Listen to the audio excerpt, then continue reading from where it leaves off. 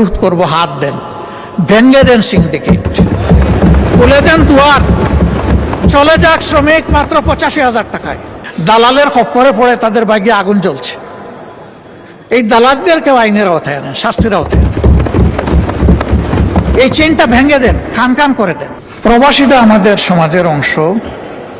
এই প্রবাসীদের নিয়ে এখানে আমরা 2.5 ঘন্টা আলোচনা করেছি। সরকারি দল, বিরোধী দল, খুবই প্লিজেন্ট আলোচনায় আমরা অংশগ্রহণ করেছি।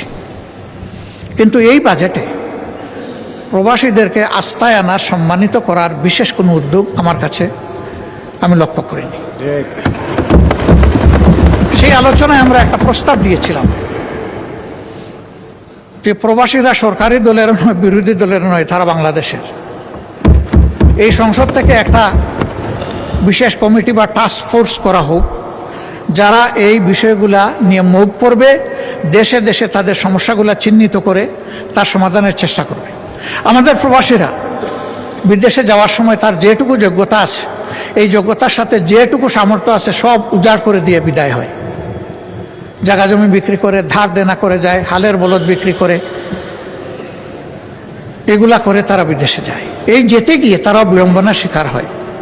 মালয়েশিয়া একটা গুড হাব, যেখানে আমাদের প্রায় 20 লক্ষ লোক থাকে।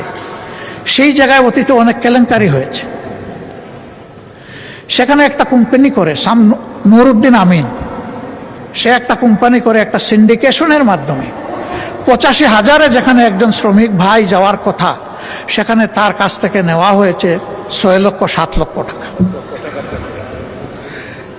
এখনো সেইটা বহাল আছে।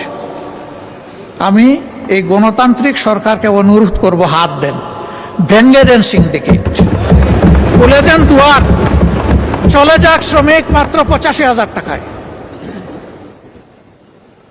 যারা জেলের ভিতরে আছে তাদেরকে মুক্ত করার জন্য আমাদের মাননীয় প্রধানমন্ত্রী তার সফরে কথা বলেছেন, ধন্যবাদ। তারা মুক্ত হয়ে আসলে এবং যদি তারা সেখানে কাজ পায়, আমরা খুব খুশি হব। এদের কোনো দোষ নাই, এরা বুঝে নাই কোনটা জালিয়াতি আর কোনটা সঠিক। দালালের খপ্পরে পড়ে তাদের ভাগ্যে আগুন জ্বলছে।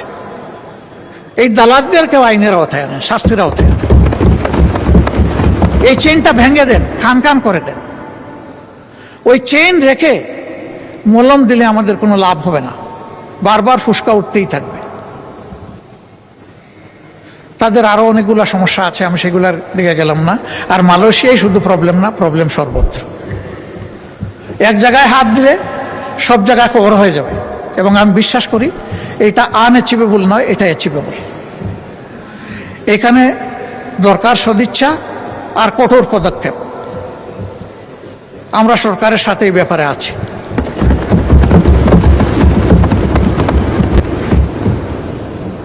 এই প্রবাসীরা আমাদের সম্পদ, তাদেরকে যেন আমরা যথাযথ সম্মান করতে পারি। আমি আবারও বলবো, গত সেশনে যে এই সেশনে যে ফ্রুটফুল ডিসকাশন হয়েছে, এর ভিত্তিতে কিছু একটা করেন, তাদের আস্থা ফিরে আসুক। যদি আমরা স্বচ্ছতা মেনটেন করতে পারি, আমাদের প্রবাসী ফ্লো আবার বেড়ে যাবে, অনেক বেড়ে যাবে। আর না হয় মালয়েশিয়ার মতো বারবার বাধাগ্রস্ত হবে। এই খুলবে, এই বন্ধ হবে, দরজা খুলবে, জানালা বন্ধ হবে, জানালা খুলবে, দরজা বন্ধ হয়ে যাবে। এই বিপদ থেকে বের হয়ে আসা দরকার। মাননীয় স্পিকার, এখানে এই বাজেটে আমাদের